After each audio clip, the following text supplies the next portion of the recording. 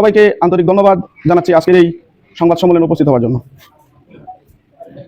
আমি মোহাম্মদ তাজউদ্দিন তাজু, পিতা আব্দুল সত্তার, মাতা মরিয়ম বিবি, শাপলাবাগ শ্রীমঙ্গল মৌলভীবাজারের পক্ষে আজকের এই চিঠিটি আমি পাঠ করছি।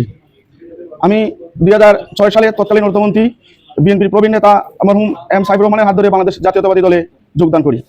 যোগদানের পর থেকে দলের আদর্শ নেতৃত্বের প্রতি আস্থা রেখে দলীয় সকল আন্দোলন সংগ্রাম, সাংগঠনিক কর্মকাণ্ড সক্রিয়ভাবে অংশগ্রহণ করে আসছে। দীর্ঘ রাজনৈতিক পথ চলায় আমি শ্রীমঙ্গল উপজেলা বিএনপির বিভিন্ন গুরুত্বপূর্ণ দায়িত্ব পালন করেছি।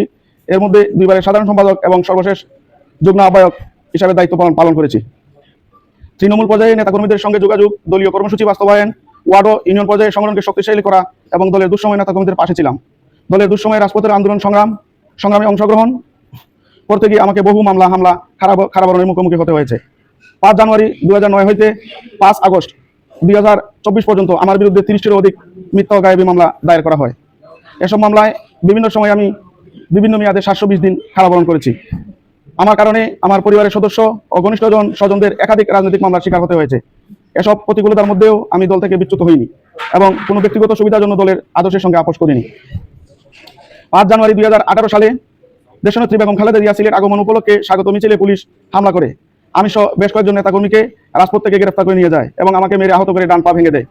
পরবর্তীতে জেল হাজতে থেকে সিলেট এমজি উসমানী হাসপাতালে প্রিজন সেলে এটাকে চিকিৎসা দেওয়া হয়। এই সমস্ত ঘটনার প্রত্যক্ষ ও পরোক্ষ সাক্ষী আপনারা।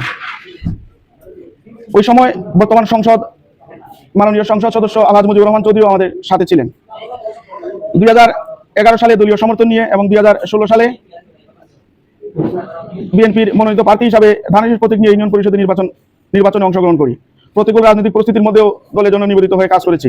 বিগত দিনে দলের জন্য আমার ত্যাগ, আন্দোলন সংগ্রাম ইত্যাদি বিবেচনা করে দল আমাকে সর্বশেষ যুগ্ম আহ্বায়ক স্বাক্ষর ক্ষমতা সম্পন্ন পদ দিয়ে মূল্যায়ন করে। প্রিয় সাংবাদিক ভাই বোনেরা, গত 13 আগস্ট 2026 সন্ধ্যা 6টায় আমাকে বাদ দিয়ে শ্রীমঙ্গল উপজেলা বিএনপির আহ্বায়ক কমিটির একটি সভা অনুষ্ঠিত হয়। ওই সভায় আমাকে অব্যাহতি দেওয়ার জন্য জেলা বিএনপির কাছে সুপারিশ করার সিদ্ধান্ত নেওয়া হয়। মিটিং শেষে উপজেলা বিএনপির কয়েকজন সদস্য বিষয়টি আমাকে জানান। এ বিষয়ে তাৎক্ষণিক উপজেলা বিএনপির আহ্বায়ক নুরুল আলম সিদ্দিকীর সঙ্গে যোগাযোগ করা হলে তিনি জানান ওনার ইচ্ছের বিরুদ্ধে রেজলিউশন পাস করা হয়েছে এবং কাউকে কিছু বলার সুযোগ দেওয়া হয়নি। তিনি আক্ষেপ করে বলেন, যা হচ্ছে এগুলো ঠিক হচ্ছে না, এভাবে চলতে থাকলে দলের অস্তিত্ব সংকটে পড়বে। এবং তিনি আরও জানান বিষয়টি মৌলভীবাজার জেলা বিএনপির আহ্বায়ক এবং সদস্য সচিবকে অবগত করেছেন। বিষয়টি আমি নিজেও সংশ্লিষ্ট নেতৃবৃন্দের কাছে অবহিত করেছি।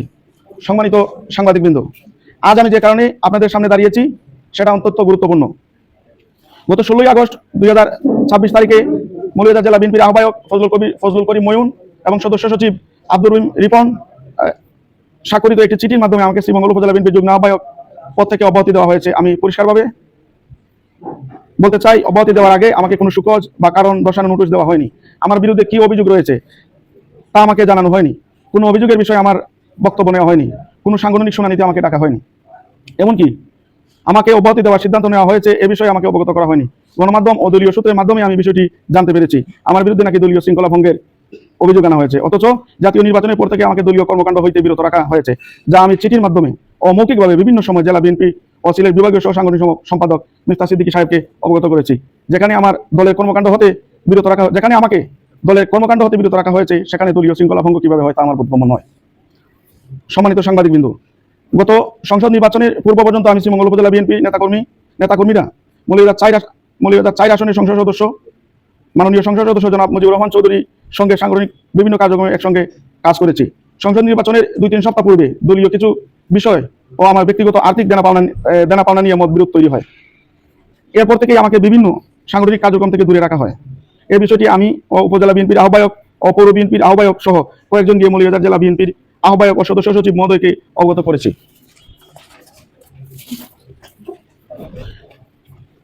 এ বিষয়ে আমি গত 20 জুলাই 2026 এবং 24 জুলাই 2026 দলীয় সংশ্লিষ্ট নেতৃবৃন্দের কাছে লিখিতভাবে ও ইমেইলের মাধ্যমে জানিয়েছি। উপজেলা বিএনপি কর্তৃক রেজুলেশন করার পর 14 আগস্ট আরেকটি চিঠির মাধ্যমে মাননীয় প্রধানমন্ত্রী বরাবর আবেদন করেছি। আমার আশঙ্কা হলো আমাকে সাংগঠনিক কর্মকাণ্ড থেকে দূরে রেখে এবং আমার যুগ্ম আহ্বায়ক পদ থেকে অব্যাহতি দেওয়ার মাধ্যমে শ্রীমঙ্গল উপজেলা বিএনপির সাংগঠনিক কার্যক্রমে আমার ভূমিকা সম্পূর্ণরূপে সীমিত করার চেষ্টা করা হচ্ছে এবং আমি স্বাক্ষর ক্ষমতা সম্পন্ন যুগ্ম আহ্বায়ক হয় আমার অব্যাহতি দিয়ে ইচ্ছামাফিক ওয়ার্ড এবং ইউনিয়ন কমিটি অনুমোদন দিয়ে দলীয় কাউন্সিল ছাড়া পকেট কমিটি করার ষড়যন্ত্র করা হচ্ছে। দলের সাংগঠনিক সিদ্ধান্ত যদি ব্যক্তিগত পছন্দ অপছন্দ ব্যক্তিগত বিরোধের প্রভাবে পরিচালিত হয় তাহলে তৃণমূল নেতাকর্মীদের মধ্যে বিভ্রান্তি, অসন্তোষ তৈরি হওয়ার সম্ভাবনা স্বাভাবিক। শ্রীমঙ্গল উপজেলা বিএনপি সাংগঠনিক কার্যক্রমকে শক্তিশালী করা এবং নিয়মতান্ত্রিকভাবে কমিটি গঠন করা অত্যন্ত গুরুত্বপূর্ণ। কোনো পরীক্ষিত ও ত্যাগী নেতাকর্মীদের বাদ দিয়ে যদি কাউন্সিল বা যথাযথ সাংগঠনিক প্রক্রিয়া ছাড়া কমিটি গঠনের চেষ্টা করা হয়, তাহলে তা দলের সাংগঠনিক ঐক্যকে দুর্বল করতে পারে। দলের গঠনতন্ত্র, সাংগঠনিক শৃঙ্খলা এবং তৃণমূলের নেতাকর্মীদের মতামতের ভিত্তিতে শ্রীমঙ্গল উপজেলা বিএনপির কার্যক্রম পরিচালিত হোক। এই সংবাদ সম্মেলনের মাধ্যমে আমি মৌলভীবাজার জেলা বিএনপি, সিলেট বিভাগীয় বিএনপির দায়িত্বশীল নেতৃবৃন্দ এবং দলের কেন্দ্রীয় নেতৃত্বের কাছে নিম্নলিখিত দাবিগুলো জানাচ্ছি। দাবি 1, আমাকে শ্রীমঙ্গল উপজেলা বিএনপির যুগ্ম আহ্বায়ক পদ থেকে অব্যাহতি দেওয়ার সিদ্ধান্ত পুনর্বিবেচনা করা হোক। 2, নিরপেক্ষ তদন্ত কমিটি গঠন করে পুরো বিষয়টি তদন্ত করা হোক।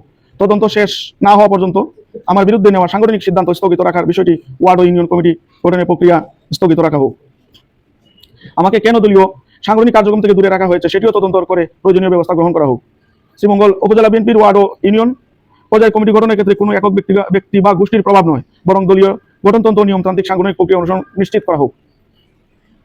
আমার বিরুদ্ধে অব্যাহতির সিদ্ধান্ত এবং এর পিছনে কোনো ব্যক্তিগত বিরোধ, প্রভাব বা সাংগঠনিক অনিয়ম কাজ করছে কিনা তাও নিরপেক্ষভাবে তদন্ত করা হোক। প্রিয় সাংবাদিক ভাই ও বোনেরা, দলের দুঃসময়ে আমি রাজপথে ছিলাম, অনেক হামলা মামলার শিকার হয়েছি, বারবার কারাবরণ করেছি। আমার পরিবারও রাজনৈতিক প্রতিকূলতার শিকার হয়েছে। আমি বিএনপির একজন কর্মী হিসেবে দলের প্রতি শ্রদ্ধাশীল এবং দলের নেতৃত্বের প্রতি আস্থাশীল। তাই আজকের এই সংবাদ সম্মেলন দলের দীর্ঘদিনের রাজনৈতিক কর্মী নির্বিচার, সাংগঠনিক অধিকার এবং সম্মান ফিরে পাওয়ার আবেদন। আমি বিশ্বাস করি একটি গণতান্ত্রিক রাজনৈতিক দলের শক্তি তার তৃণমূল নেতাকর্মী এবং সাংগঠনিক শৃঙ্খলা। যদি কেউ আমার বিরুদ্ধে অভিযোগ করে থাকেন, আমি তদন্তের মুখোমুখি হতে প্রস্তুত, কিন্তু অভিযোগ যাচাই না করে শাস্তি কাম্য নয়। আগে অভিযোগ, তারপর তদন্ত, এরপর ন্যায়সঙ্গত সিদ্ধান্ত, এটাই আমি প্রত্যাশা করি। আমি দলের চেয়ারম্যান ও কেন্দ্রীয় নেতৃবৃন্দের কাছে বিনীত আবেদন করছি, আমার বিষয়টি নিরপেক্ষভাবে তদন্ত করে প্রকৃত সত্য উদ্ঘাটন করা হোক এবং তদন্ত শেষ না হওয়া পর্যন্ত আমার বিরুদ্ধে নেওয়া সিদ্ধান্ত ও সংশ্লিষ্ট সাংগঠনিক কার্যক্রম থেকে বিরত রাখার বিষয়টি বিবেচনা করা হোক। আমি শুধু নিয়ে বিচার চাই। আমি চাই দলের গঠনতন্ত্র ও সাংগঠনিক নিয়ম সবার জন্য সমানভাবে প্রযোজ্য হোক। পরিশেষে আমার বক্তব্যটি গুরুত্ব সহকারে শোনার জন্য, তুলে ধরার জন্য উপস্থিত সকল সাংবাদিক ভাই ও বোনদের আন্তরিক ধন্যবাদ জানাচ্ছি। বাংলাদেশ জিন্দাবাদ, বাংলাদেশের জাতীয়তাবাদী দল বিএনপি জিন্দাবাদ।